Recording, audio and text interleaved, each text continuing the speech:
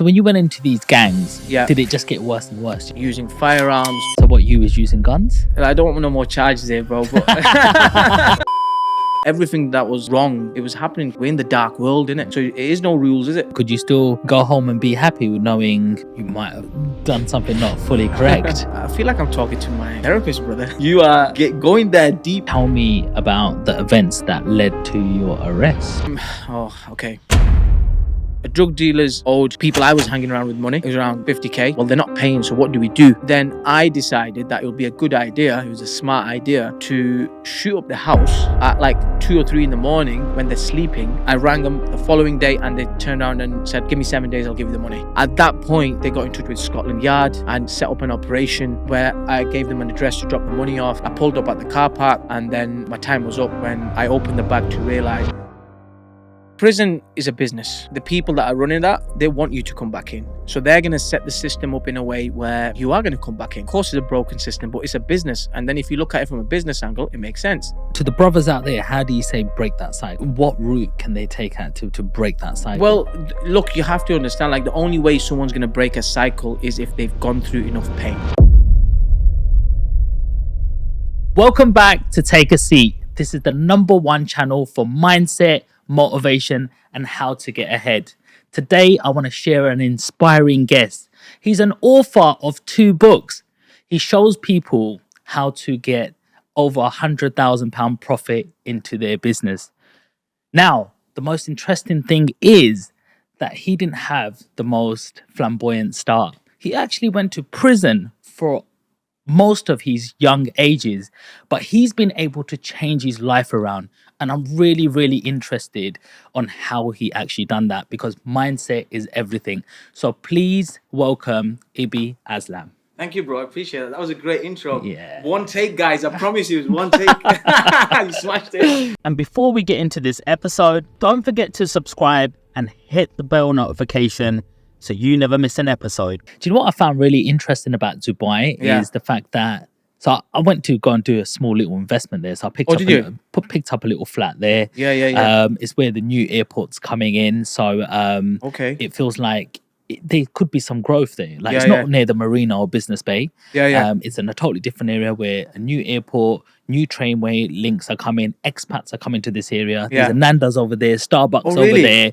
And it just looks like Miami. And I'm like, do you know what? Even if this went wrong, this deal is such a cheap ticket. That I'd come 3-4 months a year. Do you know what I mean? To go and live in it. And one of the most interesting things, and at the time of filming this podcast, crypto is actually going insane. Crypto?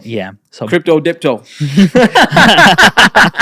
But in saying that, it's nearly reaching all-times high right now. And it's not even the Bitcoin halvening yet. So, it's going crazy. And all the altcoins, so all of the coins underneath, like, to put it in perspective, in the last 2 weeks, I've made 30 grand on that. Have you? Yeah. So, Bro, I need some advice from you.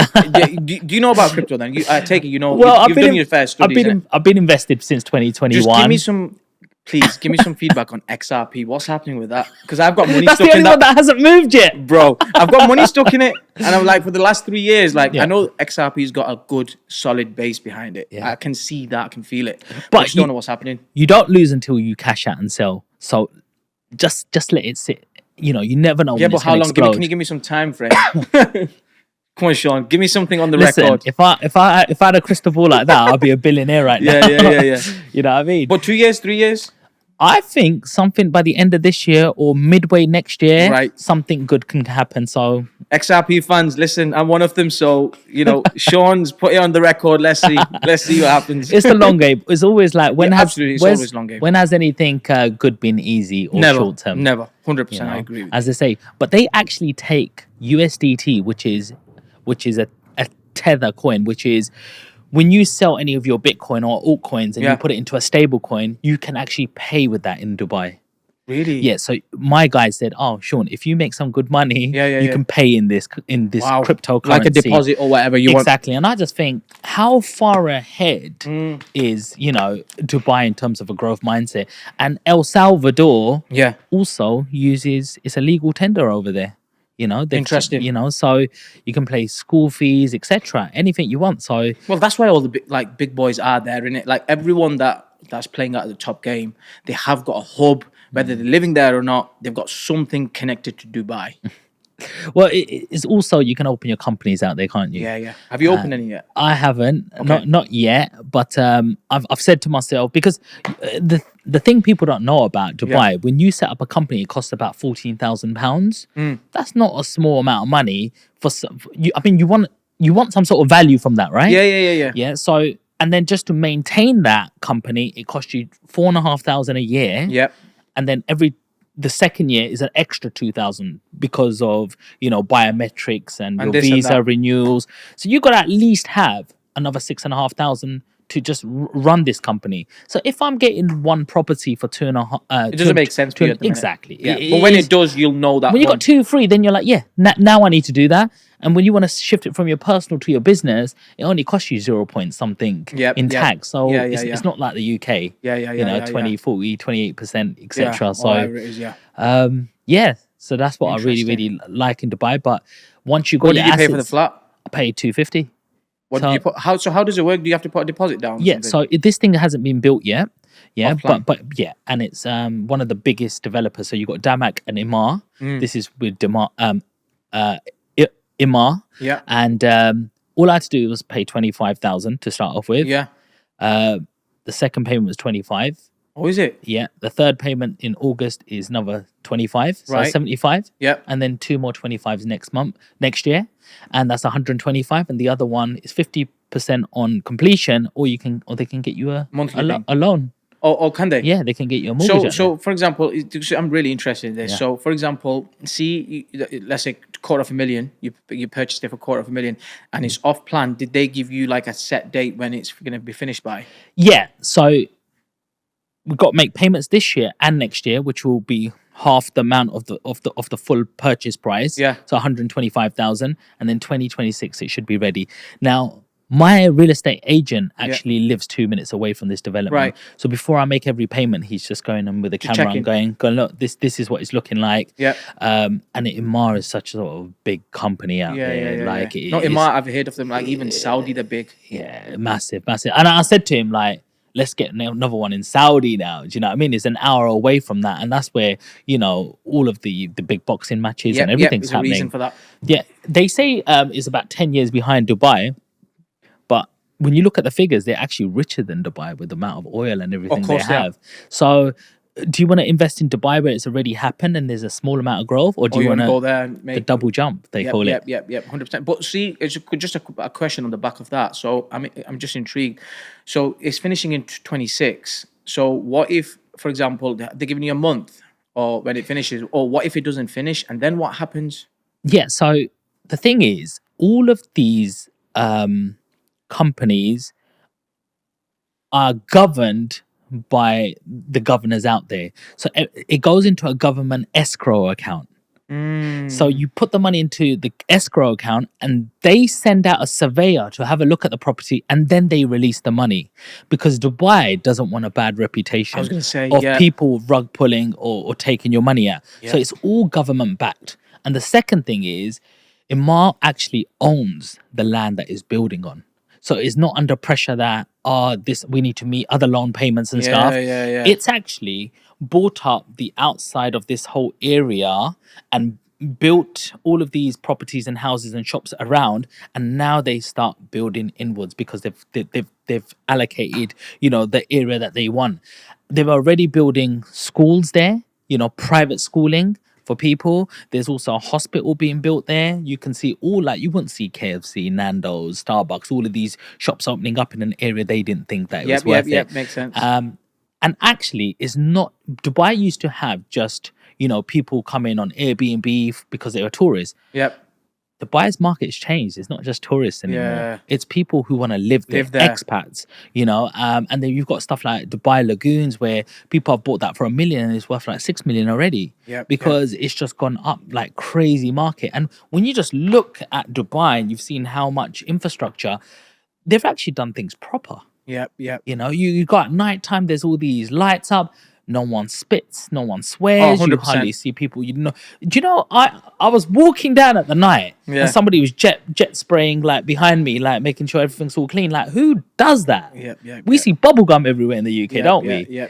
No, so true. But yeah, that's enough about Dubai. Yeah. Like, I know that was a good gem for your audience, my audience, etc. But this podcast is all about you, like, And you, know. bro. But look, you're such a humble guy, honestly, man. It's a pleasure to have you.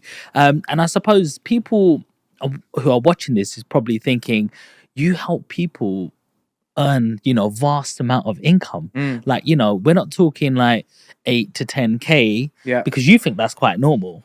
Yeah. But you try to 10x that. Like, what's 100%. the thinking behind this? Where did this come from? Where did this format method? Yeah, bro, you know what it is? First, like, it came from doing it.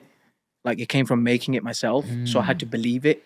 Because if somebody, let's just be honest, like when we grow up in our households, parents, everyone's used to and familiar with this language of, oh, if you've got 100K a year salary, it's really good. Or if you've got a 50K a year salary, it's really good. So we kind of drilled with like, oh, if we somehow make 100K a year or max 150, 200, we're doing well.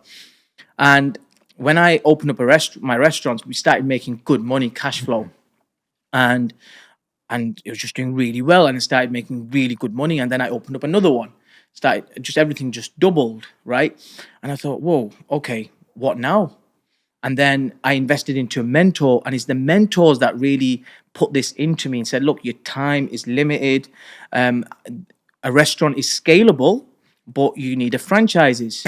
Otherwise, you're trading your time for money, right? So where are we living? What era are we living in? We're living in a digital era. So maybe that's scalable. So get all your skills that you've learned in your businesses. Like, as you know, like as business owners, we wear flipping every single hat, admin, social media, finance, we're everything, right?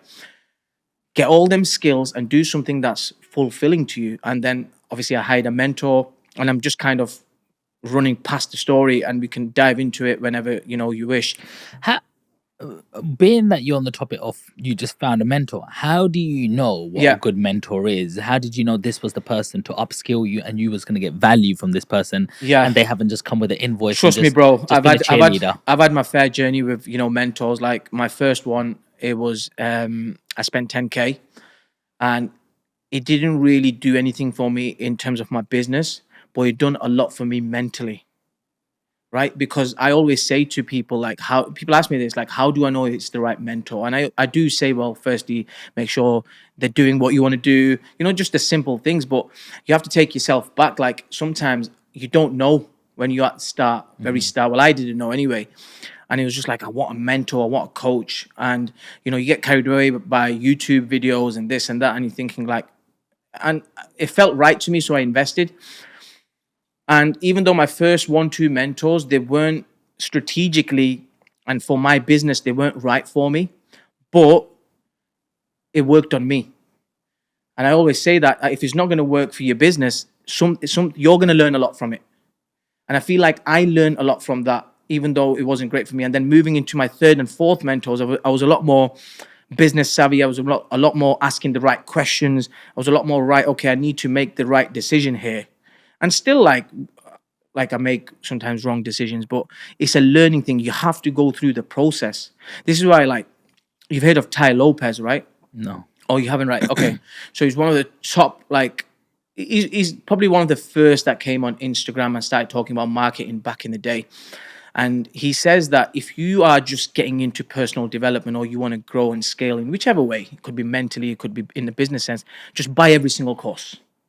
Why? Because get into the habit of buying something where you can understand that even if you don't learn what you originally think, you're going to learn something from it. You're going to take something away from everything. And like I took that as well and was like, okay, well, I need to level up. Clearly, I can't do that at home with the knowledge that maybe uncles and parents have got. So how am I going to do that? I need to go outside of this world and go into a different place. So it's like you have to follow your intuition and see what feels right, and then just go for where you wish to be, even though someone might be faking it, fine, but then you're going to learn something from it. You're only going to get smarter and make better decisions. And what sort of mentorship did you seek? Who was you attracted to? Like, what did you want to learn?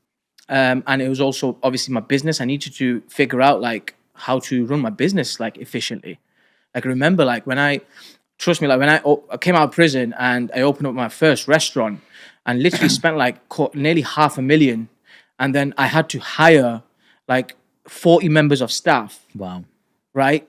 Managers, and had no clue what to do. And yes, it was a franchise and I was getting some support from the other franchise owners, but I still was kind of doing the day-to-day work, and I didn't know what I was doing. I was just figuring it out. And then it was like 30 full-time members of staff. And then I realized, well, you need like part-time members of staff. And we had like all together, like I remember like it was 50 people on the rota. Some were on, some were off. So I was dealing with all this and I was like, I can't do this. I need to figure this out. Who do I need to go to? And it was just like, I was just watching a lot of content on YouTube, and it was like, I reached out to a mentor and paid like £1,000 for an hour just to figure out something. And then from there, I realized that I need to be committed to someone. And then I think I paid another 2-3, and they were all kind of learning curves for me. They weren't perfect mentors, but I learned something from each one. But so I was always like, not shy to spend just to learn. It was not even about learning. It was just about the experience of like, I'm going to probably get something from it. And I did. And I always say like, all work works, bro. Like I was saying, if it doesn't work for your business, it works on you because it teaches you a lesson. And then, fast forward. And then I realized that in UK, there's no great mentors in UK in terms of business, like at the level I want to be operating at. So I need to go America. So I started getting in touch with mentors in America, and they're the ones that really changed the game and belief systems for me. It was there. Where, So what are the key differences from a UK mentor and an American mentor? That's a really good question, but it depends like what you're doing, right? So like I wanted to get into the digital world. I wanted to create courses, programs, but I also wanted to be the best at it, right? And then my experience from some of the UK mentors, remember, like I can't speak for everyone, just some of the ones, is that they'll give you the tactics, they'll tell you what to do, they'll give you the workbook, they'll give you the book sheet. But what they won't do is the psychology part, like emotional, like regulating your emotions, regulating your nervous system, like physiology, like how to deal with stress, how to, remove bad habits. That part they won't deal with. And the reason being is, what I've realized is because their habits are bad. So if your habits are bad and you're not turning up to that gym and you're not eating right and you're not watching the right stuff, well, then how are you going to show up and tell me as a mentee to do it? Yes, you can maybe give me the tactics and the strategy, but that's not the most important part. The most important part is the other thing, because the psychology. Because if I give you all the tactics and you haven't got the psychology, you're not going to be able to do it anyway. So when I realized that, I thought, right, okay, I need to become the best version of myself, which then came from being in prison for 10 years, like the discipline, all that kicked in. I thought, well, I've got that. I'm mentally strong. I don't give in into my bad habits.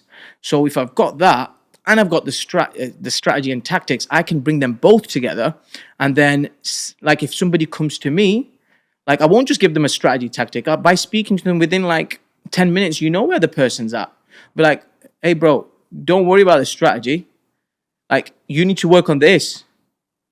And what are you going to do? Like, if you get a bad phone call right now, like you need to pay a bill tomorrow morning at 12 and you need 10K right now, what will you do? If you can't deal with that, then maybe you need to work on other things right now and then slowly put the strategy in. So that's my approach now. And that's what I found with the mentors that I worked with, in some of them in UK. That's what's lacking from them. Wow. Okay. So you're all about the mindset then. Yeah. Well, yeah. Like when I'm sat down with someone and they say like, I want to make 100K a year, I'll be like, okay, why? So we'll break that down first. And then you realize they don't even make 100K a year. That was just something that came from somewhere. So you break that down. And then most of the times I say to them that, listen, making 100K will be so easy if you become 100%, if you become solid, if you remove all your skeletons that you've got in your closet. Once you start cleaning all them up, making 100K will be very easy. I promise you that. Mm-hmm. So it's them things that you have to work on before, you apply the strategy and tactics. So I could give you the strategy, bro. It's not that hard. You just need a high ticket offer, you need a mid ticket offer, and you need a low ticket offer. Sell 2 high ticket offers a month, that's 50K. if you do it right, if you've got the right experience. It's not hard. If they can't believe it, if they don't believe they can do it, just because they're not there, kind of thing. So it always comes back to the psychology. Yeah, makes sense. Just something you touched on is the Yeah. hospitality industry. Yeah.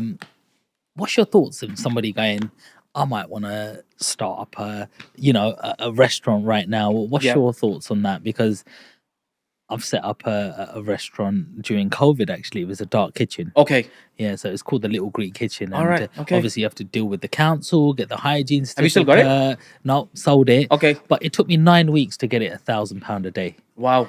So it was just souvlakis and gyros. Yeah. It comes from a main depot. We had the sick. hot platens.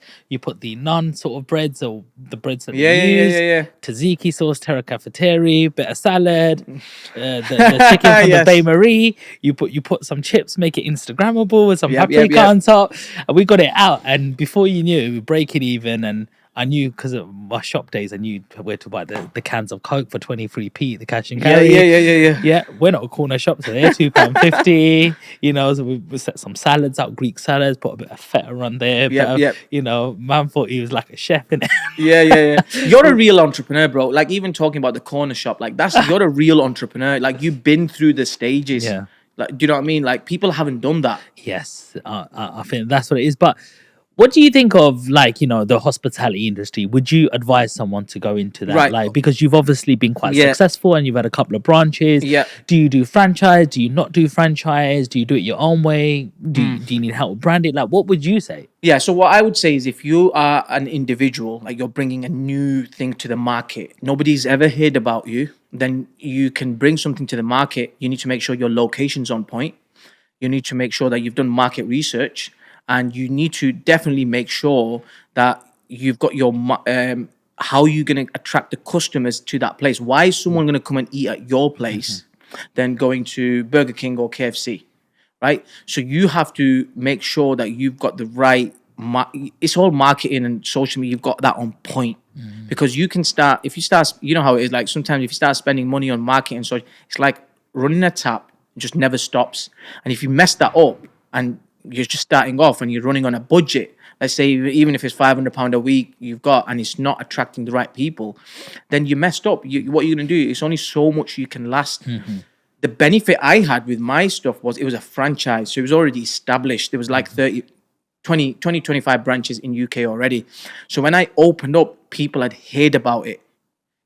So I ran on a franchise model. But on a franchise model, you've got to give a certain amount of your profits to Yeah, the you do. franchise. Yeah. And was you okay about Yeah, that? we was okay with that. Yeah, like I said to them, I want my money out first. As long as I can get my money back, then we can.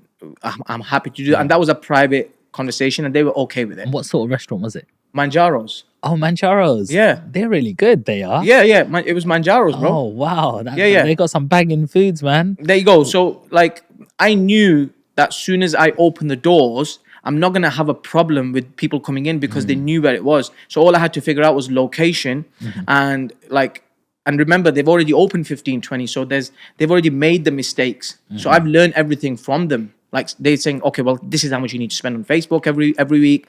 This is how much you need to do that. This is how you need to attract this customer. This is how many times you need to post. Like, the systems were already in place. Wow. All I had to do was just plug and play.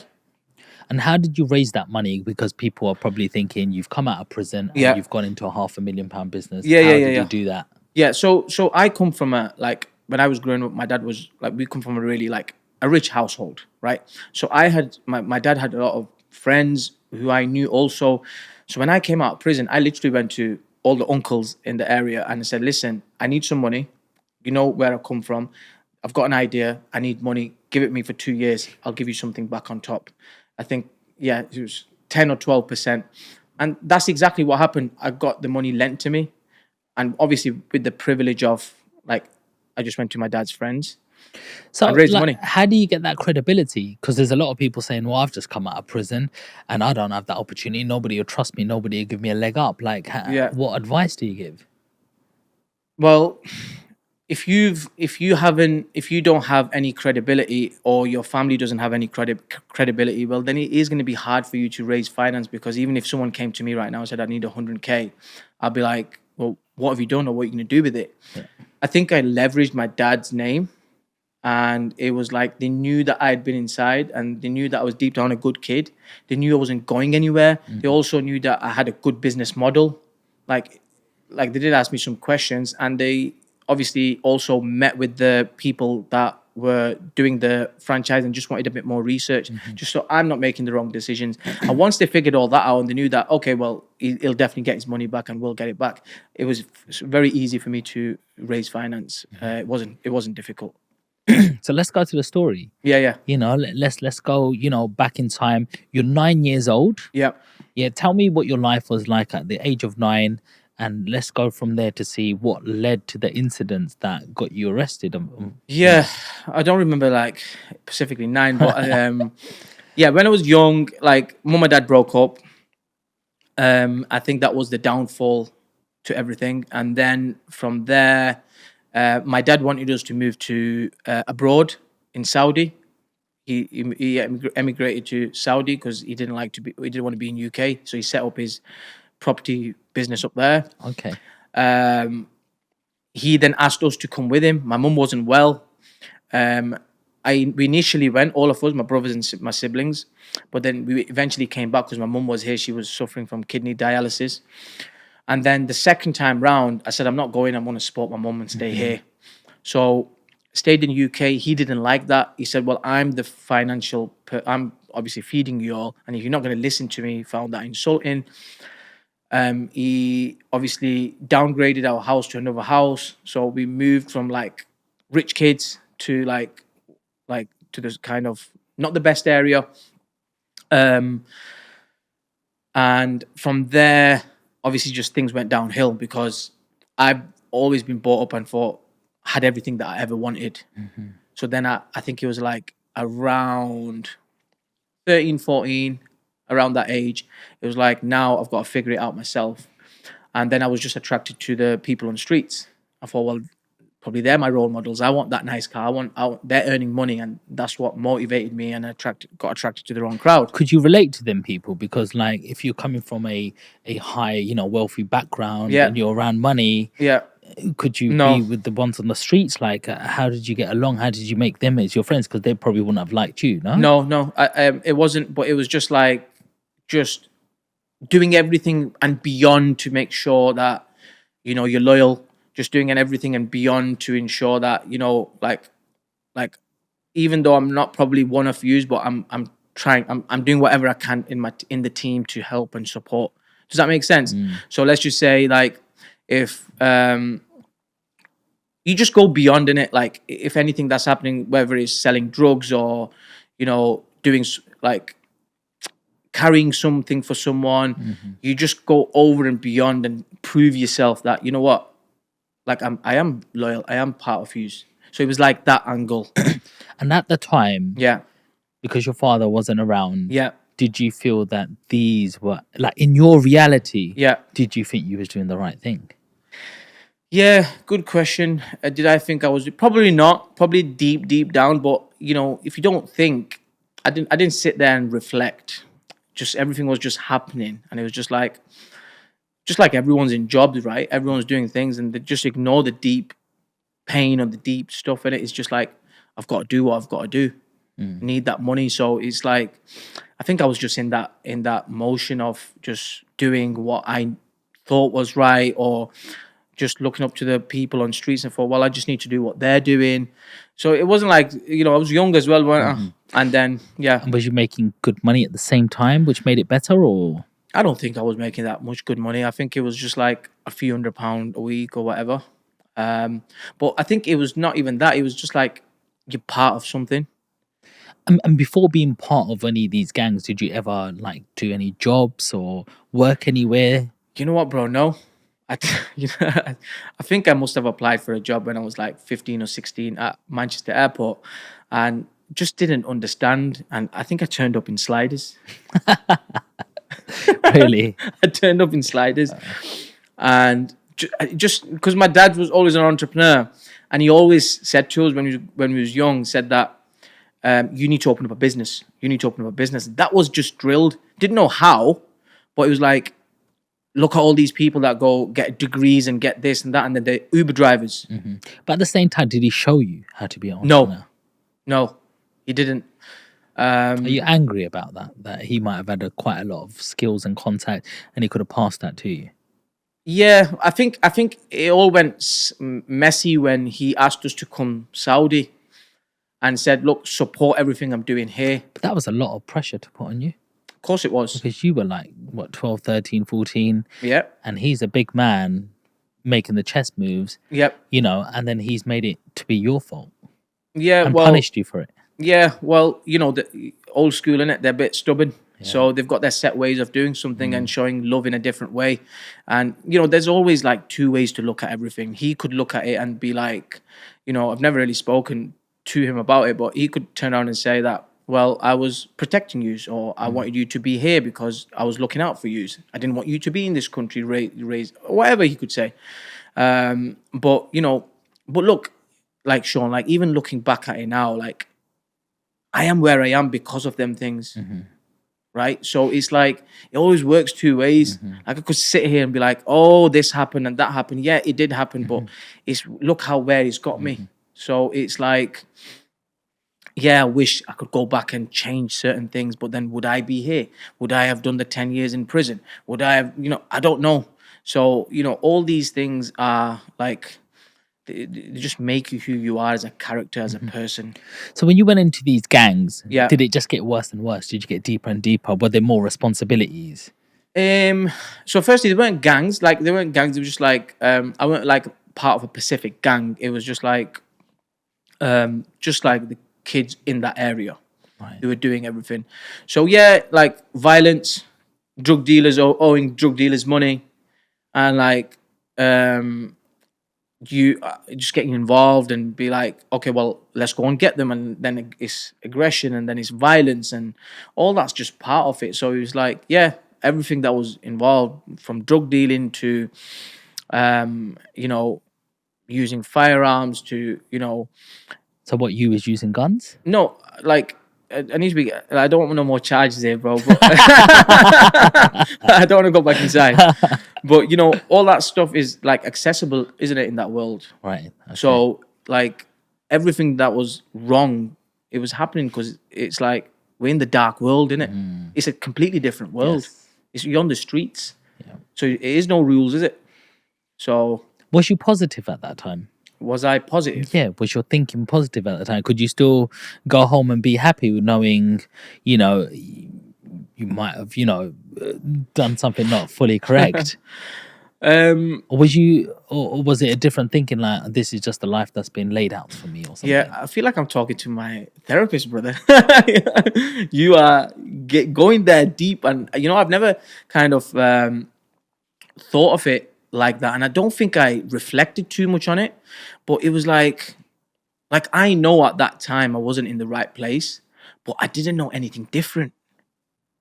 This is the thing, like if I knew that, oh, guess what? If you go up there and start putting your attention to something new, or podcasting, or go and get some skills, well, you can make some money up there as well. I think I only knew, Sean, just that one thing. And I think that's the thing with a lot of people. Like, because we're set in one way, or we just know that this is all what we need to do, it's like you never look elsewhere. And I think that's what it was. And I didn't know anything else. So you didn't know if you were happy or not. You were just doing life. Yeah, I can't remember about if I was happy or not. I feel like I was lost. Definitely was lost. Like maybe too young to realize if I was happy. Did you have a male figure there? Did you have a male figure there to lead you, to guide you? Or was you looking for that because your dad had gone? Yeah, I think that's a good question. And I think like my role models were the people that were making money on the streets, like the drug dealers. And I'd be like, oh, well, they've got the cars, they've got the nice cars, they've got the money. And I think they were my role models at the time. And obviously it wasn't one specific person, but it was like 3, 4, 5 of them. And like all of them, it was like, that's what I want to be. And maybe that's what I need to do. So before you lead us up to where the charges came against you and the incident, what advice do you give to that young person who's in this position right now, who's only looking at their elders, they've got knives, guns, they're up to no good, but they're thinking, do you know what? this is my life. There is no other way. That's my old dad. I've got to Yeah, listen yeah, to yeah. him. I've got to be loyal. How do I get out? Yeah, what I would say is that you have to move out of that area. You have to change your environment. That's what I would say, because that's what worked for me. For me, like, I had to move into a different location, a different space, because I could start seeing different things. And you have to start doing that. So you have to really like ask yourself, what do you really want to do? And remember, like, this was like back then. So when was this now? Like, even if it was like in 2000, like like social media wasn't social media like it is now, No, right? there was no social. So like even smartphones and mentors and coaches and all these things weren't that kind of in your face. No. So where now it is. So like even like someone who's doing like what I was doing like 20 years ago or 15 years ago, whenever it was, it's like you've got access to social media. You've got someone like you or someone like me who they can watch and be like, oh, they've been up there. They haven't had it all cushy all their life, or maybe they have, but oh, I want to be like that. That's my role model. So they've got more options to choose from. So I feel like now is zero excuse. Yeah. But if it was like back in my time, like then, like maybe, okay, fair enough, I'll give you a buy. But what's your excuse now? I like what you said there, because I even wrote a note earlier on, and it was something from Stanford University, Yeah, and it says, from a young age, our environment yeah, encourages us to have a fixed mindset, and basically that's just thinking one way. of course. And exactly what you said is your environment. So if Isn't you want it? to change, you need to get yourself out of it. Yep, yep. And that doesn't even just mean like out of an area, it's out of the circles that you're Yep. in. It could even be as simple as moving your bedroom. 100%, 100%. If you're doing that same routine every day and that same bed's depressing you, and you need to look at yourself in the mirror. yeah. You gotta say, am I even doing my bed in the morning? Am I folding my clothes? I'm leaving that tidy. Because if I ain't showing love to my room, how can I even show love to myself? No. So true, so true, so true. And environment, and for me, environment was super key. And then changing your beliefs, but changing your beliefs comes from being in a different environment. Because if you are set in one way, like it's hard for you to have a different belief, because that's all you know. And if that's all you're watching every day at 6 o'clock Netflix, and if you're eating the same thing, you're not gonna know anything different. This is why if you go even now, like certain towns in like further up north, like these guys, like a lot of people, like have never gone out of their own town. Serious. And I'm not saying that because they're just used to one way. But how are you gonna grow? How is your mind gonna grow if you don't put yourself in a different space? So you have to do that, and you have to adopt different beliefs and from different people. You have to watch different content. You have to eat different things. You have to become a different person, and it's all like it's building muscle. It's all muscle. I like that because I was going to ask you how important is traveling. Yeah. I think the one thing that I've done less of, but like I was saying on the way there, like before 40, I want to hit 50 countries. Yeah.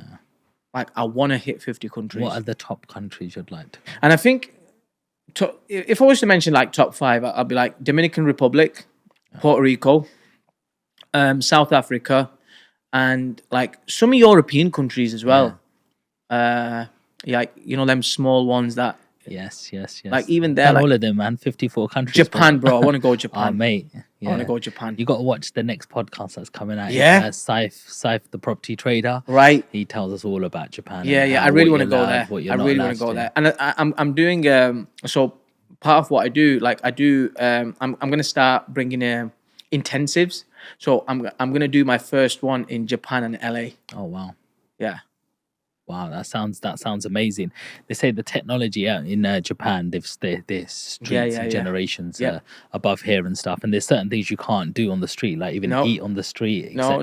No. Someone was telling me the other day, like if a taxi pulls up and you open the door, they find it's offensive. You got to wait. Also, when you go to pay at the counter, because I've got somebody there now. I was actually supposed to go last week, and you can't just pass them the money. You have to put the money in the tray. then they take the money, Okay. then they put it in the tray. Yeah. It's some culture, Wow. like it's different cultures. You have to Yeah. appreciate them, right? Exactly. But we also learn from that as Of well. course. You know. And do you know what? Another thing you learn is other products and services people provide. So I've been to like Czech Republic about 7 times because one of my best mates lives there. Yeah. And I've seen so many quirky products. And I was like, if I was a little bit more motivated, I would import that product because that looks so good and it's so cheap Yep. that you could make this in the UK. And 100%. there's so many different ideas out there, but people won't take that No, leap no, no, and no, go, no. I'll try that. Yeah, no, it's so true. You know, on the back of that point you just mentioned, I remember like, I think it was about, before COVID, I went to Guangzhou in China, and they have like, they call it a fair trade show. So, you know, like Westfield Shopping Center, your biggest one, Yeah. 10 times the size of that. Wow. And all the wholesalers in the world, all the wholesalers in China come to this place. And remember, like most of these come from like rural areas, so they can't speak English. So the original factory, so you could take anything from furniture to fashion to like this cap to like a podcast, whatever it is, and be like, I want this. And they have translators there next to them. And like everyone goes there to like, okay, I need to source this. And they'll be like, yeah, go to this person, go to this person. And I was there and I was thinking, wow, you can literally sit here and invent anything. Be like, okay, I want to bring these trees or whatever it is. And they'll make them for you. And then all it is bring containers over or find a product that you want to do. And you can make like 10K or 5K off each containers. Opportunity is endless if you travel. Yeah, 100. So take us back to your story and tell me about the events that led to your arrest. Yeah, so, okay. So what led to my arrest was like, because remember, I've been in prison twice and they're kind of similar. So it was like a drug dealers owed the people I was hanging around with money. It was around 50K. And it was like, oh, we need to collect this. They're not paying the debt. And we said, all right, I said, all right, I'll make the phone call and we'll, if we have to apply violence, we apply violence. We have to apply pressure, we apply pressure. We're going to get this money. And it was simply giving them a call and saying, you owe this money, drop this off. And it was a bit of cheek back and forth. And then it was like, no, like, I can't remember exactly how the conversation went. Anyway, that led to then frustration on our side and be like, well, they're not paying. So what do we do? So the second part was resorting to violence. So that violence, we had to decide how that was going to look like. So then I decided that it would be a good idea, it was a smart idea, to shoot up the house at like 2 or 3 in the morning when they're sleeping, because that will shock them and be like, oh, flipping hell, you know what? If he's done that, if he shot my house at 3 in the morning or 2 in the morning, I definitely need to pay this, because next time it could be like, it could hurt someone and someone could die. And so that was the angle. It wasn't to like hurt someone at that point. I was like, well, 3 in the morning, they're all gonna be in bed. Yeah. So yeah, it will shock them. It will give them that panic. And that was the aim. And then I rang them the following day after we had done this, and they turned around and said, bro, can't remember how the conversation went, but it was like, give me 7 days, I'll give you the money.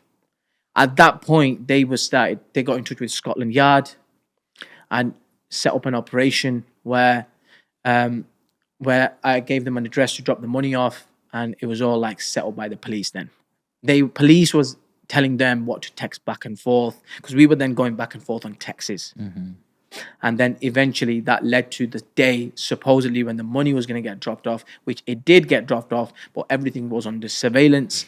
I was under surveillance, and I actually sent somebody else to pick it up, just as like, I thought, in case like I get arrested on the scene. And when the guy picked the money up, I just couldn't be patient enough. And I was like, he was walking for 3-4 minutes with a bag, and I was thinking, that's the money. I don't trust this guy. I don't know who this guy is. It's doggy dog his world at this point. And I told him to sit in the car. Obviously, everything was getting surveillance. I pulled up at the car park, and then, my time was up when I opened the bag to pick the money out to give to this guy who had done a deal with him. I said, I'll give you 5K for picking 50K up. And when I opened the bag, he then realized it was fake money. I went back to look at the bag.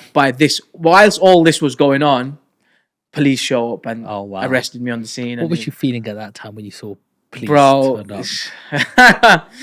I was just like, I remember like I was in a different frame of mind at that point. So it was like emotions were high and they were low, and it was like, you know, it put me on the floor and just like, you know, you're under arrest, and you know, I think I've got a little scar there. I don't know if you can see it or not. They've like hit me with a little gun, like saying you little bastard type thing. And I was like, you know, what are you arresting me for, police officer? I was like, do you know what I mean? Just young, and they're like, you know why we're arresting you. And then that was it. Game was up. Got locked up, police station, charged, remanded, didn't come out. Got 8 years. Before we go into a little bit about prison, you know, there's a brother out there called Ahmed Yakub as well. Okay. There's a defense for every offense. Yeah, you know him, right? Yeah. You know what? It's funny you mentioned him. Like, he's supposed to come on a podcast. Okay. Yeah. I'll make a message. Oh no. It's still in the pipeline. Okay, I've just cool. not. I actually need to email back. So yeah. Okay. But like, he just shows you ways in terms of that if you're ever accused or if you're ever getting done for something, you know, there's ways that you know you can leave reasonable doubt into that police or that lawyer's mind to say, did that really happen, or was it meant like this, or you know, did I really touch that, or did I just merely pass that, or was I there at the wrong time? Right. Is there anything that you learned from your experience, 100%, you know, that you could have done differently? No, like, you have to understand, like, I was sending the text messages. I was getting surveillanced. So I learned all this afterwards, but what happens is if you have a mobile phone and you remove the SIM card and you think that it's gone, it's not gone.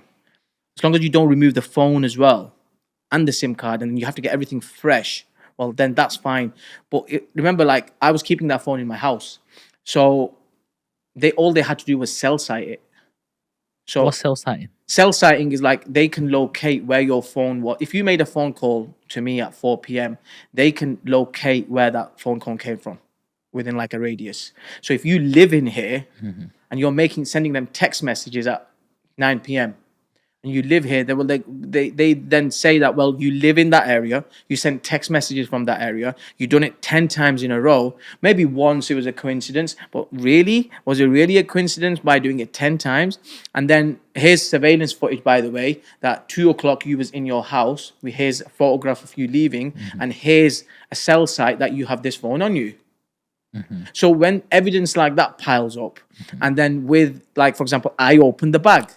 So I couldn't have said that I'm a runner, or I could have if I didn't maybe have the phone evidence stacked up. So it's like too much evidence stacked up against me. So get a phone with that GPRS. Yeah, but you learn all these things afterwards. Like, don't like remember, I've been through cases now 2 times. Wow. And when you're sat there and you've got like depths, like paperwork up to this much, and all your text messages for the past 6 months, you look at them and you think, really? Is that how much they can just like trace you? And they can tell you by pinpoint, like, this time you made this phone call to this person.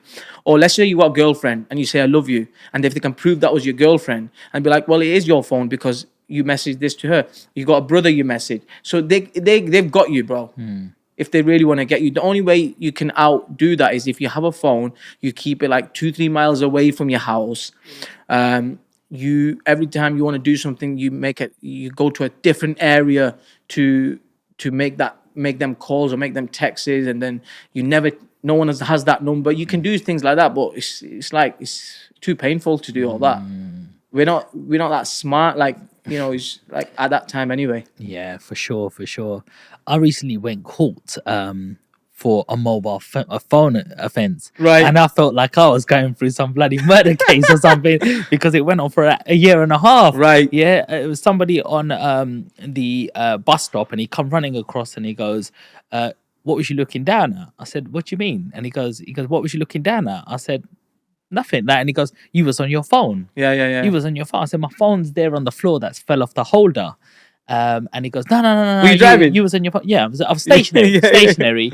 And what actually happened was it was on the sat nav, and I just pushed it onto the holder. Yeah. But it was loose. It goes onto the vent, and then you tighten it. And what actually happened, it just fell over, and I just went, I'll pick it up in a second. I was nearly at the school, etc. Yeah. And he's come really forcefully. Yeah. And he goes, you were there. This is what you did. Like, put it in my mouth. Like, this is what you did. I was like, no, it wasn't. So a letter came, says you got 6 points on your license and a fine, a couple of £100. Yeah. Do you just accept this, and we'll basically leave you alone. In the small print, you can appeal this. So I'm going to appeal this. I got my phone bills. I sent them. I said, hi, I think there's been a mistake. Something's been mistaken. Yeah. Wasn't on my phone. Here's my mobile phone bills. There's no data used or any phone calls. My Range Rover's fitted with Bluetooth. I don't need to use any of this thing. So there you go. On the very last day, 2-3 months went past. On the very last day, they put the court thing through, to go in court. Yeah. Then that's another 6 months. So I turn up to court. The guy doesn't turn up, and they said we adjourn it to December. So now this is a year and a half gone. Yeah. And it's in the back of my mind every time that I'm driving that I'm gonna get 6 points at some stage. And then I get there, and they put you in this dock. Yep. Yeah. And first you see him on the link live or whatever, and he's explaining to you, I saw it in his hand. Mr. Land had this in his hand. I was like, what a fucking liar. It wasn't in my hand. Yeah. And then we wanted to see the footage. Luckily, he had the footage, and you couldn't even see. And he goes, and everything, like my solicitor asked him, so it was in his hand. Okay, it was, where was it? Over here. Boom, boom, boom. Yeah. Then he was like, well, can you see through a bloody door? Yeah. You have to really put it on him. And he goes, no. And then he kind of backtracked on his work, going, no, I assumed. Because did you assume or did you see it? Like, trials. It is bro. That why, bro? This was like my minute of I'm in court right now. And this is my experience. And when I'm mentoring somebody, I can tell them I've been in that dock. And then when it came to me, I was like, put that CCTV, whatever it is, body cam. I said, zoom in, and you could see the wire move when the thing fell as he was approaching. I said, did you see that wire move? That's the phone falling from the holder. Yeah. And where do you see the phone in my hand? You don't see it. And there were 3 judges in front of me, and they're all screw facing you. It's part of the job role. Do you have a screw face? Yes. You got the job. You know what I mean? They're all sitting up there. I'm standing there. This lady who's in the mid-50s looks like American with a pearl necklace, and she goes, I put it to you. You was using your phone. And why did you slow down? And you didn't see the officer on your right-hand side because you was busy on your phone. I said, no. Who actually drives like this and goes all the way back here? That's not paying attention to the road. Yeah. She tried to do it, and then right at the end when I came, they said we need to adjourn this. You need a couple of hours. We need to make a decision. And you come back, and I just thought they're gonna just do me.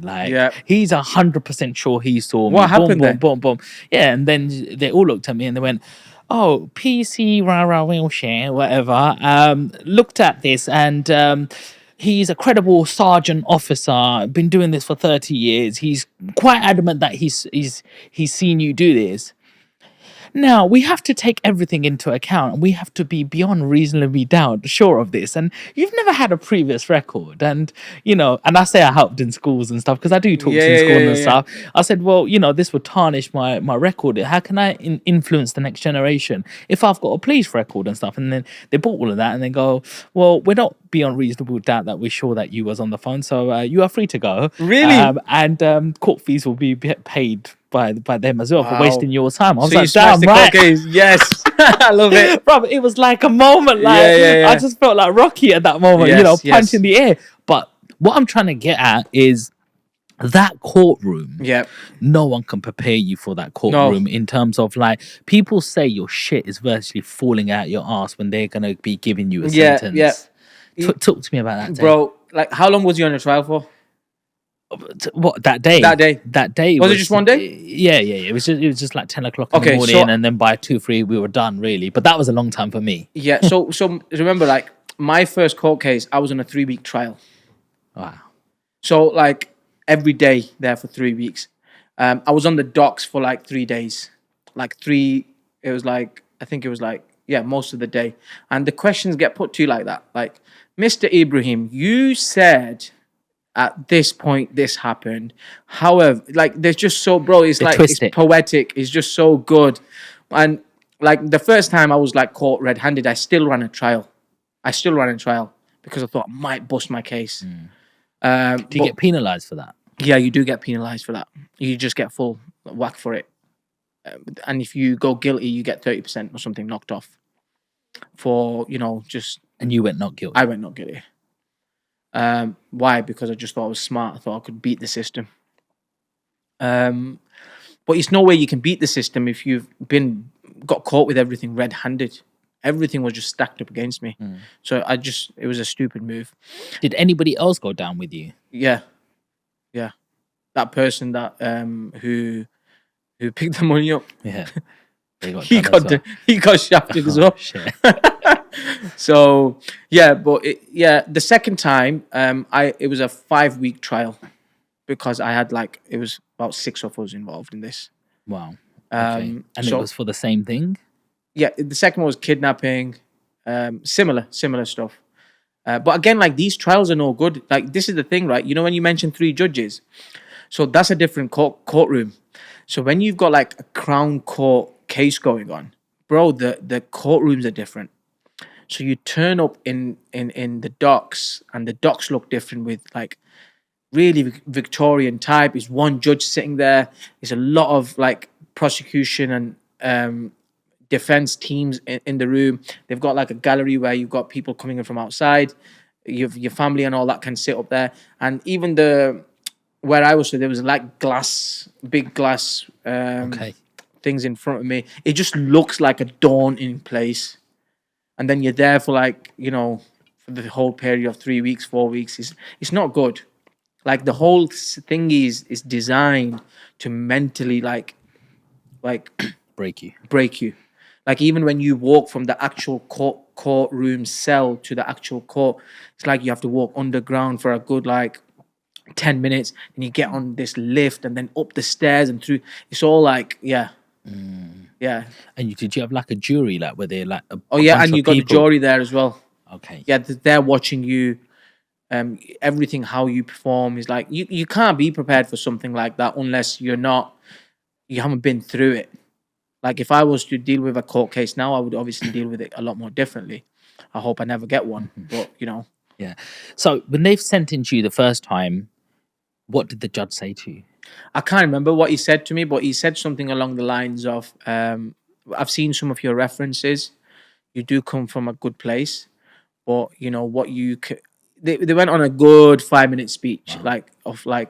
but they know how to... It's a story. They know what to do, what to say.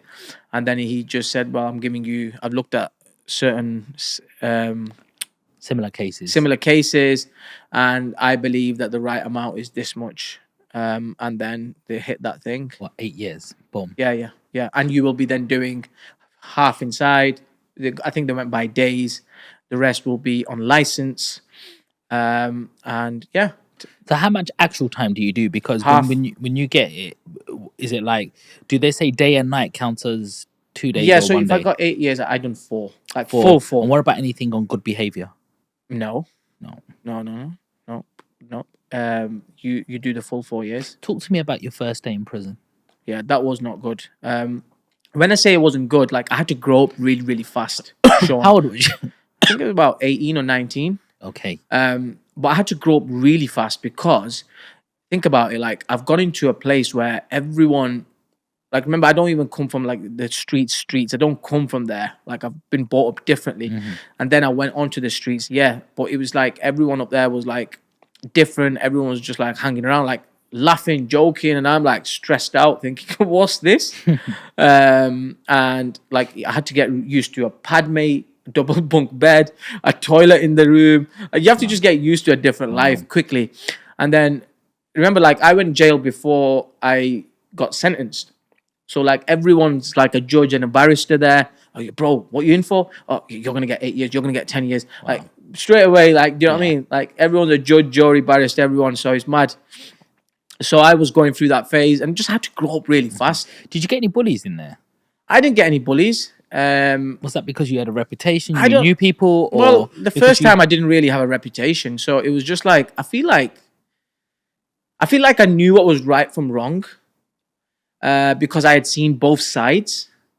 You know what I mean? Like I'd come from like a really good household. I've also been on the streets, so I kind of know both sides. Plus, I wasn't scared to go out my way and beyond to do what I need to do to prove myself. So it was like, and plus I wasn't in for like a shitty crime. I was in for like what they would call like a serious crime. So it was like there's automatic a little bit of respect there. But yeah, I personally didn't suffer any bullying or anything like that. I didn't see all that, but there is bullying that goes on. Yeah. Okay. And like, what was a daily routine like in prison? Daily routine was wake up at I used to get up at 6, 5 or 6. I wanted to get up before everyone else, my pad mate got up, so I could use the toilet, just freshen up. Like I wanted to do that. And then you have like I think it's 7 o'clock. They open the doors. You do a count, so everybody has to stand at the door and be like, so no one's escaped that night. They count everyone to make sure the numbers are correct. Then they open a breakfast bar where you can go and get a little milk and little like a cereal. Everyone goes and gets that, or coffee and sugars, whatever. And then from there you come back, and then everyone gets ready to go to work. It's like a prison life. It's like real life, but inside, but different. Some people go education. Some people work at the bins. Some people work in the kitchen. Some people work in the gym. So everyone then goes to work at 8 o'clock. Like, you know what? Thinking about it now as entrepreneurs, like, bro, it's set up in a way to, like, just the way outside is. Go work at 8, come back at 5. Right? It's set up like that. It's dangerous. So anyway, I didn't think of it, but I'm just thinking about it now. I'm thinking out loud. Come back at 12, you have your lunch. They give you like an hour and a half break, and then you go back to work at 2 o'clock, come back at 4 or 5. They give you like 15 minutes where you can hang around, then they lock you back up. And then 6 o'clock, they open you for like 1.5 hour association time, they call it, where people can play pool, people can play snooker, people can ring their friends, family if they need to, or they can have a shower or something like that. And then I think 8 o'clock or 7:30, 8 o'clock, they lock you back up. This sounds quite good so far, by the way. What? This whole scenario. Talk to me about the conditions. Bro. What was the condition of the cell like? Because I'm thinking of a nice bunk bed. No. Some nice plush carpets, you know? So, well, when you get to certain... Getting out more sliders, go and play a little bit of pool. Yeah. My dinner's made for You know me. what? It is a good routine. I'm telling you, people get locked up sometimes to just be safe. Like, just so they want to get into a routine. I know a lot of people that whilst I was in prison, they came back in 2-3 times just because you get food, you get a shower, you get like a bed, you get a room, and they just want a good routine. So they keep coming back in. Wow. You know? But for me, like, you got double bunk bed made out of metal. Remember, like, how many prisoners have slept on that? Probably over 1,000, 2,000. You've got then a very small bunk bed, which if you lie down on it, you can feel the metal. The pillow is really hard, like really tough, like a square one. You've got graffiti on the wall. Everyone comes and puts their name on there. Okay. Right, all that stuff. You got a dirty toilet there. So the one saying Ibby was here. Yeah. It's like Ibby, this room, Manchester date, like stuff like that. This is the thing. Like in prison, bro. You know what? You find the smallest things and you find joy in them, and you have a laugh over little stupid things. You had a small little TV which had like 5 channels: BBC One, BBC Two, ITV, Channel 4, and something else, Channel 5. So Hollyoaks, EastEnders, all these things were regular. And look, that's your prison cell. It's really small, really small. What's your comment on the prison system right now? Like, is it a broken system? Is it a good system? Does it rehabilitate people? Does it help people get back into society? Yeah. Does it scare people enough to say you don't want to be back here? You know, because I've heard some horrendous stories, but it doesn't sound that horrendous, like, to be honest. So far. Yeah, look, prison is a business. So think about it. Like, the people that are running that, they want you to come back in. So they're going to set the system up in a way where you are going to come back in. So yeah, of course it's a broken system, but it's a business. And then if you look at it from a business angle, it makes sense. Just like pharmacies, like, it's a business. So to the brothers out there, how do you say break that cycle then? You've been inside, they make it easy for you to come back in. What route can they take out to break that cycle? Well, look, you have to understand, like, the only way someone's going to break a cycle is if they've gone through enough pain. So if you've had, like, gone through some pain, that's either going to make you change something, or if you've seen something really good. Like it could be pleasure. You've seen something like you've made $1 million. Now you've seen something, you can't unsee it. So it's only two ways why people are going to change. Because us humans, we don't learn our lessons any other way. So if somebody is watching this and be thinking, well, I need to change. Well, maybe if you're not changing, you've not hit that pain point yet. And when you do hit that pain point or that pleasure point, then you will realize yourself that you need to fix up and you need to make a move. And then it's like with anything, you start searching for something, you start finding it. Like if I look at that wall, even though it's a white wall, if I want to find something black, I'll end up finding something black because you're searching for it. Even if it's like, oh, yeah, there's a little hole there, here's something black. It's the same. It's your focus. Do you know what I mean? So like they're only gonna reach that stage when they hit that pain and be like, oh shit, you know what? I need to do it for my mom, or I need to do it for my family, I need to do it for myself. I'm a bum, I'm 30 years old and I'm still not made anything. And when you hit them points, you will then eventually start searching in the right places and you will start attracting what you're looking for and it will come to you. What did you learn in prison? Bro, I learned so much. Like I genuinely believe that it was the best thing that happened to me, because like I grew up, I learned character. I started reading books in there. I started praying. I started, so many things I started fixing up as a person, as a human being. And remember, like I'm sat in a room, I've got no distractions. Like I haven't got TikTok as distraction, or I can't just, let's order Uber Eats. Order a burger and be distracted for half an hour. I can't just ring up a friend and speak to them. So what happens is when you're in that space in a white wall toilet, you're on your own, you have no choice but to go deep levels where you wouldn't normally go out here in the real world. Why? Because we're just busy. So you have to go them levels like 4, 5, 6, 7 down and have them conversations with yourself. And really, is that who you really are? Like you need to fix. You have them dark conversations, and then you like day by day. It's a game where you just have to just keep adding layers, and fixing yourself up and learning what you need to fix, and really get to know what your deficiencies are in your skill levels, in how you talk, in how you want to be, and start fixing them day by day. What does it feel like to have your freedom taken away from you, Bro, it's so much. Like that is the one thing I feel like when I came out, like it's the one thing that I just don't like. Everything now, every decision I make, I always question what is the option of freedom. Like, okay, how much freedom have I got in making this decision? I don't care how much money or whatever is on the table. What's the freedom element here? How much tied up am I going to be? Because I've had that 10 years taken away from me. It's like everything is like time is limited. And what's the freedom? That's the question I ask myself. What's my peace that's at stake? Health and the freedom. I always ask myself these in every decision I make now. So tell me, you came out. Yeah. What was that feeling like then? That was really good. Like first time, like even the second time when I come out, it's like second time I was obviously a different person. First time I wasn't. Why? I was 24 around that age. My mum had passed away just before I'd come out. And I think I was just in a different frame of mind. And also at that point, I actually thought that I could be even like doing what I'm doing. I could be better at what I'm doing. Right, okay. So I thought I could continue with this thing and just go all at it. And now I've done time inside. So I've got stripes. People are going to respect me more on the street. So I can do that. Again, I didn't know anything different. And there was no psychologist inside talking to you about your mindset and there is psychologists all of that sort of inside. stuff? There is psychologists inside, but like I think I sat down with them once, and like they're not psychologists. They're just like someone who's done a course on whatever or degree, and they think they know what they don't know nothing. They'll go by the book by certain things. Like I didn't really sit down with any psychologists. What was the food like in prison? Was it nutritious? Could you become No. a bodybuilder out of it? No, bro. No, it wasn't. It was. I used to look forward to fish and chips on Friday. The rest of the food is just, it's not good. It's not nutritious. But you get an option, like DHL have got a contract with the prisons. So you can order like cash and carry every single week with your private cash. And you can order tunas. You can order stuff like that. Wow. Milk and cereals and certain things you can order once a week. Wow. So I was just topping up with like noodles and tuna tins and mackerels and just getting my protein and that way. Do you have siblings? Yeah.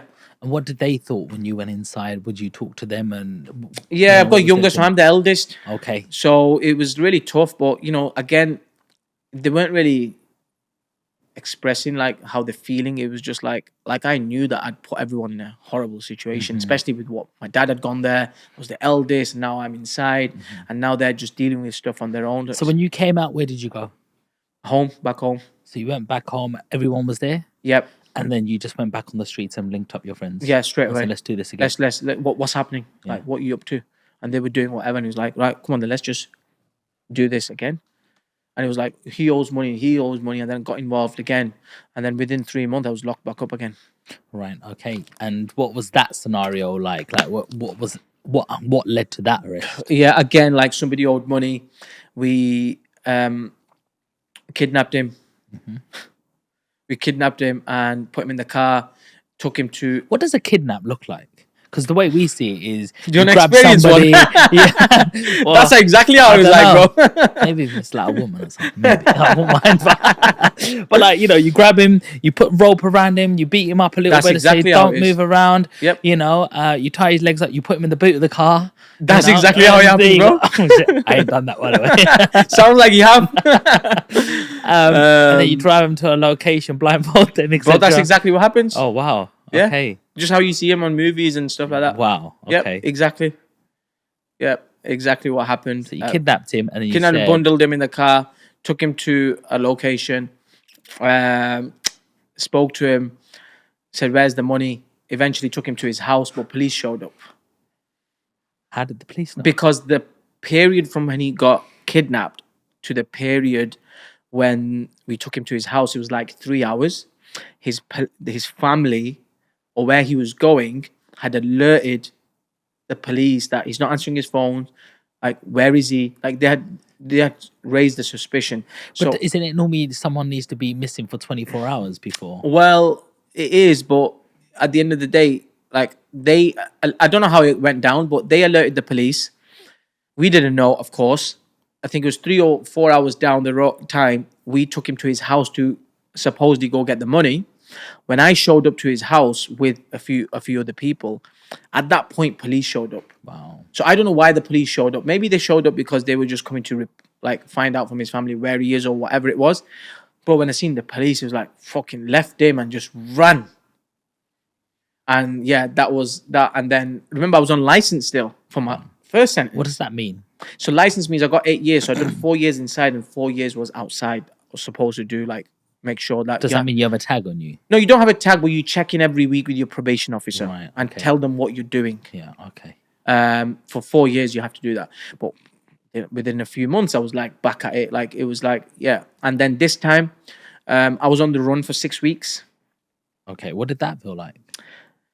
It felt like I was just ducking and diving and just paranoid and just looking over my back. That's how it was. I was in a flat somewhere. Could you leave the country? Maybe, but I didn't try to. Yeah, I didn't even think about it. That didn't even cross my mind. It's funny you say that. And then it was one day I was going to the gym, and undercover police just blocked me in. Wow. And be like, you're under arrest. And that was it. And then from there, I went back to prison. Again, remanded straight away, not bail. Serious charges. I'm still on license. And then from there, yeah. So you're 24 at this stage. I think about 24. Yeah, around 24. Do you have to be sentenced again? I have to be sentenced again. Okay. And what was said this time? I can't remember exactly what was said, but obviously there was other codees involved. There's about 5 of us this time. Of all 5 of us. But they must have said that you haven't learned your lesson. Oh yeah. So what they said was, you clearly haven't learned your lesson from the previous one. You're still on license. You're still basically going on reckless. And therefore, when they sentenced me, what they said was you're starting your sentence from scratch. Wow. That's what they said. So all the time that I'd done on remand didn't get counted. So on the day when the trial finally finished and eventually I got sentenced, the judge really didn't like what I'd done because he thought this guy's not learned no lesson. So I had to start my sentence from scratch again. So that's another 8 years. No, then I got 9.5 this time. 9.5. And I had to do half of that. plus the time I'd done on remand, which never got counted, which was like 2 years. Okay. Crazy, bro. So it's like, but it was there when I learned my lesson. So what was different this time? Well, I think I realized I'm gonna come out when I'm 29. And it was at 20, like a few years in, I thought, what am I doing? Like, really? Mum's passed away. Like, I'm the eldest. Like, I'm not really a flipping gangster. Like, why are you trying to be something you're not? Yeah. And what did your dad say at this point? Well, he didn't say anything. He was just silent. He was just silent. Like, he didn't really say anything. Like, he doesn't. My dad's one of them. Like, he doesn't really speak much, but when he doesn't, like, it means something, right? That's even worse. That worse.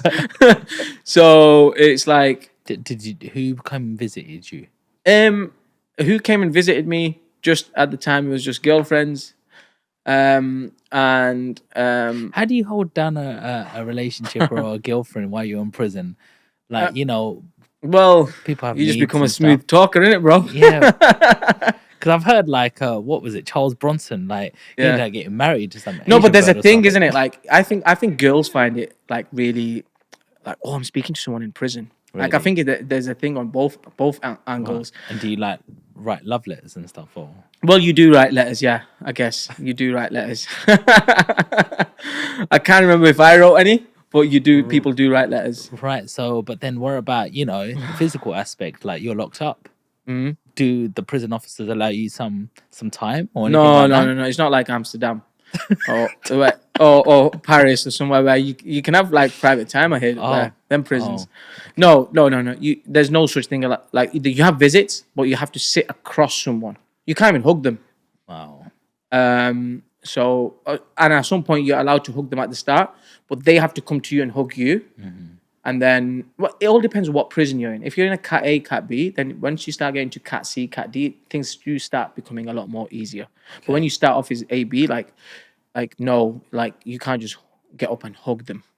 Some people do, but you'll just get a warning. What's that affection like? Like, I mean, I suppose in prison you're around other males. It's quite male dominated. There's, I'm pretty.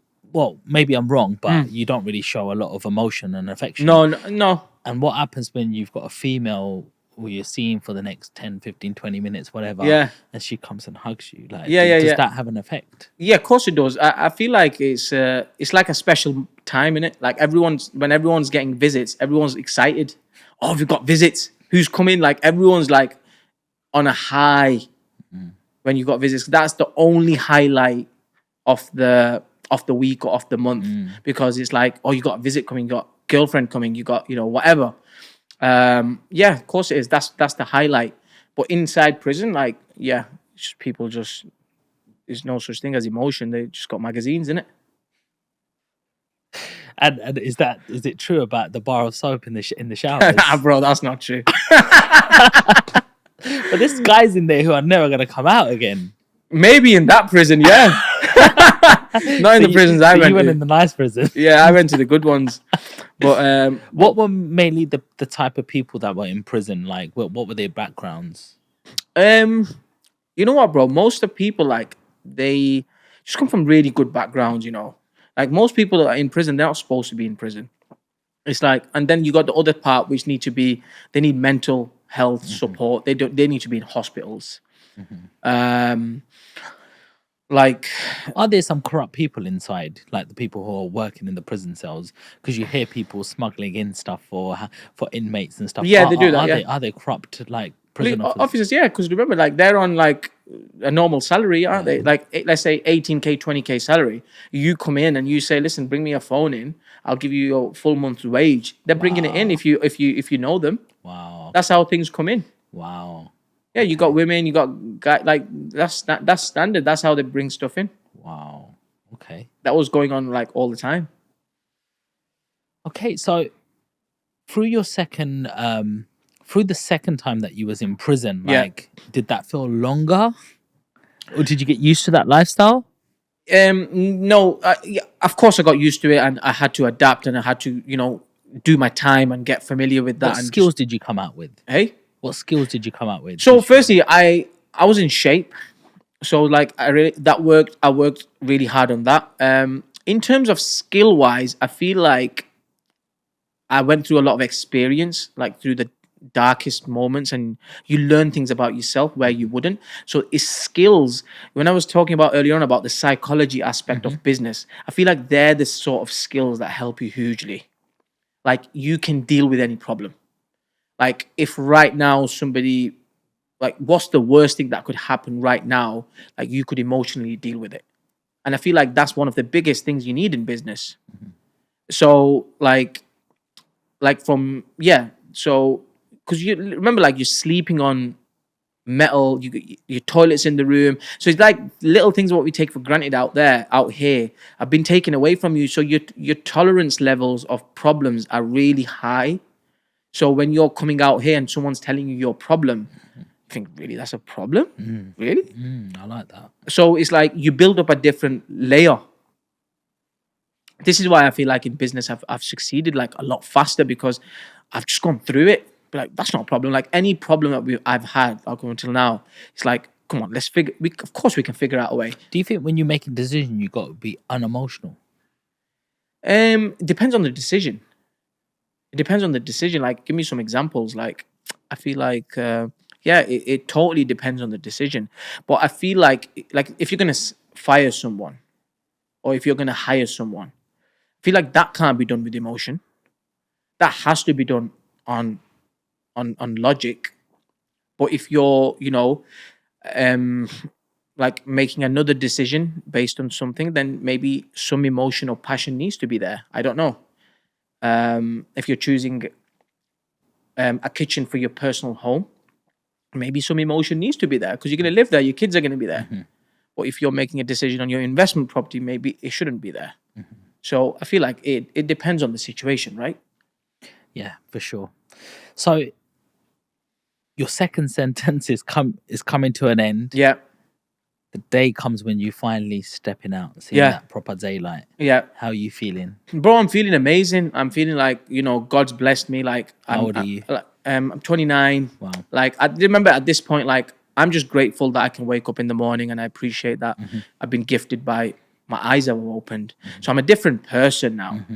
And I'm very focused, and I'm very, like, in a position where I hate my current situation, and I really need to do something about it.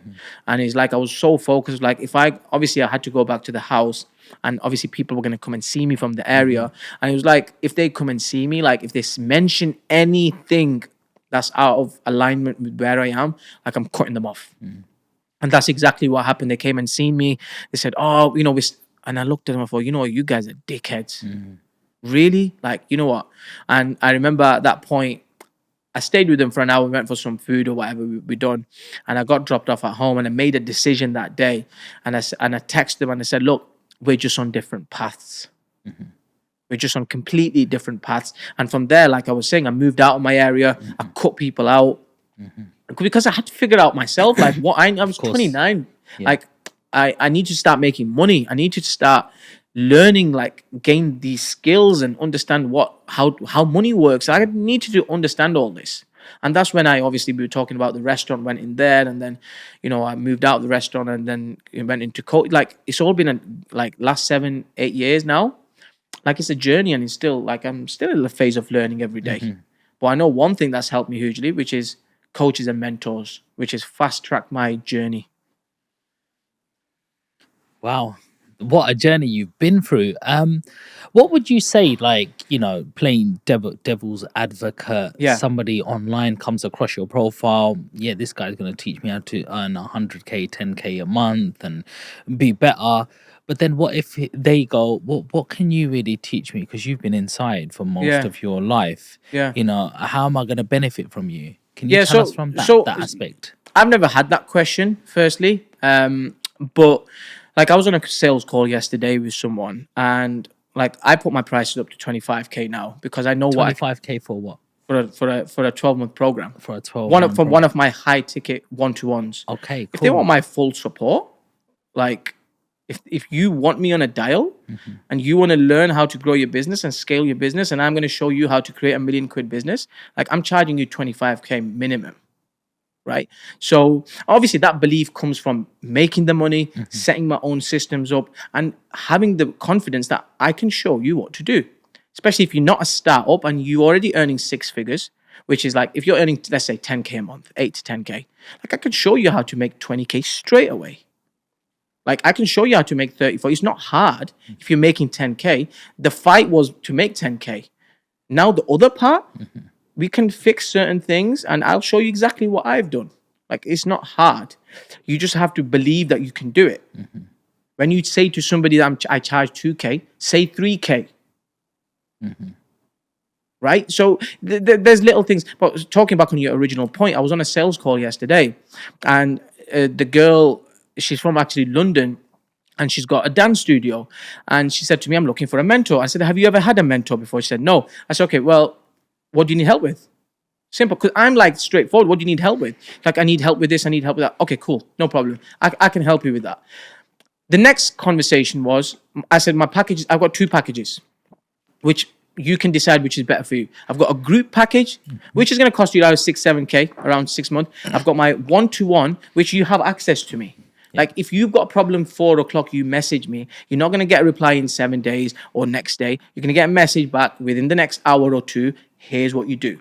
Because as business owners, you know how it is. If you've got a problem 4 o'clock, you want to know before 5 o'clock because by next week, there's 50 more problems that are showing up. So I said to her, this is 25K. She said, I'm interested in 25K. And at that point, I said to her, listen, you just told me you've never had a mentor. You're telling me the first person that you're speaking to me. Do yourself a favor. Go and speak to 2-3 more people. And if you feel that I'm the right one for you, hit me up. You've got my number. If you don't feel like that, go and trial 2-3 people out in terms of speaking to them. And the reason I said that is, bro, because I've been through that stage where I've got on the phone and people are trying to close on me like straight away. And I know, and you probably know because you've been through mentors, is that you have to follow your intuition. You have a mentor, like you're not for everyone and I'm not for everyone. Someone's going to relate to you because you might like that water. Someone's going to relate to me because maybe I wear a cap or I've been like, it's different lingos. People speak different languages. We could be offering the same thing. People is going to come to you because they like you more. So I said, if you don't feel like I've heard you, if you don't feel like you understand me, if you don't feel like that, you don't need to go for me. There's plenty out there. I said, go and speak to 2-3 people and then hit me back up. That's my style. And that's what I said to her. And these are regular my sales call when I'm obviously doing them. Like this is how I approach it. My energy is not like like there's no such thing as like that. I just believe in what I do. I just believe in the product I have. I just believe the offer I can give is more than I like. If I'm with someone, I got you in it. Like I'm not gonna back out or something. Like I'm telling you what to do. Can you share one of your success stories?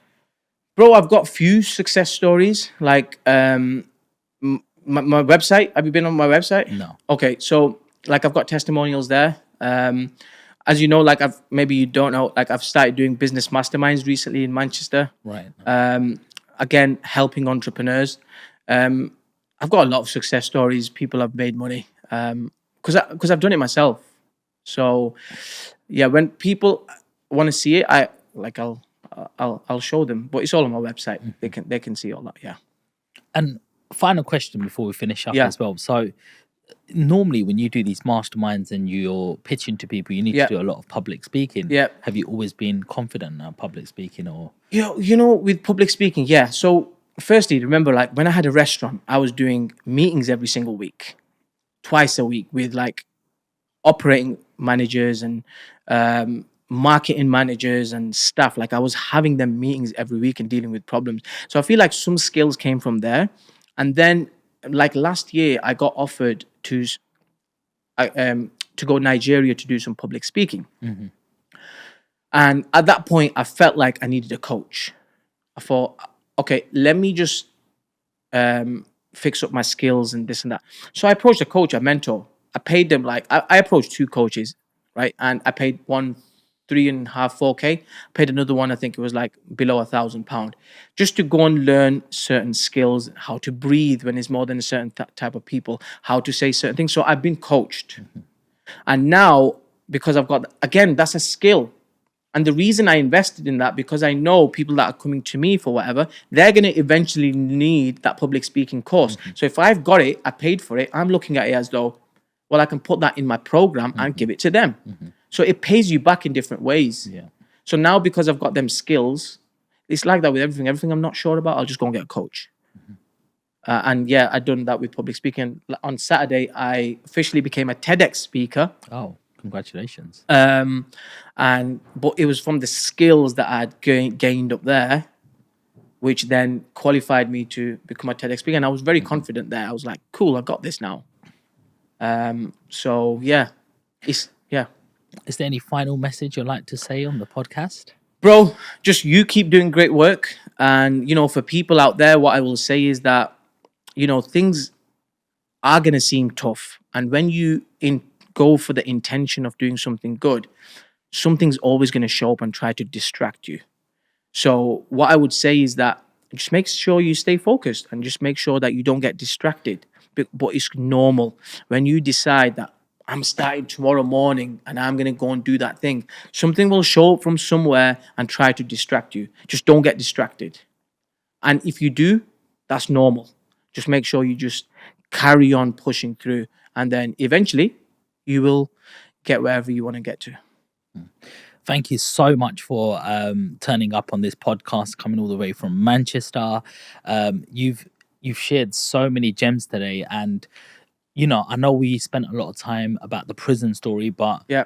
I wanted to make it real to some of my young audiences. Yeah. That's not a place you want to be. No. And even you go there once, twice, there's no light at the end of the tunnel. Yeah. And also, if you have had that life, you can come out from it. And maybe someone might be listening and resonating with you, then say, look, maybe I'll be able to speak to this guy. He knows exactly what I'm going through. 100%. You Yeah. know? Who's your audience? Are they mainly younger people, like on the streets, or is it like entrepreneurs as well? Because you do like property I stuff. do property, entrepreneurs, a wide different audience. But, to be honest, my heart is trying to inspire young people. Yeah. But that could be an 18-year-old, could be a 28-year-old. Yeah. It depends where Most they're at the adults are stage. kids. I try to make, exactly. And I try to simple things down to say, this is your first leg up for your cash flow.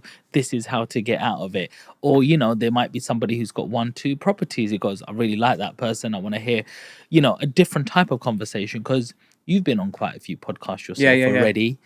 People are going to say it's the same story again. Well, I want it from a different angle. And find people's whys, find... That's so important. Yeah, exactly. And also what you said is your tolerance, of... I've had a toilet in my room. I've had like a metal bunk bed, but you've tolerated sort of all of that. So your everyday problems are not a problem. That touched me. Yeah. Because my dad used to make me work from the age of 8 and say, price that up, unload the van.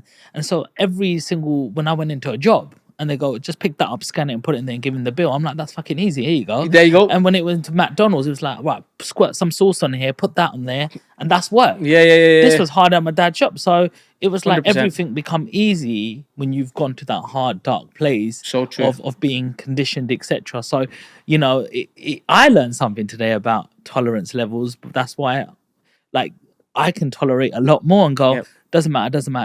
Still need to get to that point. Got that point done. Let's move on. I've made that money now. And let's, 100%. Do you know what I mean? I totally agree with you. And I know you got we're short on time. Bro, I wasn't allowed to wear my trainers. You can't wear the clothes you want. So when them things get taken away as well, it really covers a lot. You gain layers. But yeah, thank you. So if you just look straight into your camera and let the audience know how they can follow you. Yeah, bro, Ibby Aslam, Instagram, Ibby Aslam, Google, Ibby Aslam, YouTube, Ibby Aslam, TikTok. You'll find me. There we go, guys. I really hope you enjoyed that conversation. I know I really did and learned loads of things. If you want to reach out to Ibby, make sure you leave a comment, smash the like button. And hit that like button, man. Hit that flipping like button. What is wrong with you guys? And don't forget to subscribe. I mean, 93% of you are not subscribed. What are you doing, guys? What are you doing? Man. Bro, I appreciate you. Wicked, Thank you man. so much. Yes, lot of love. And we'll see you on the next one. Peace.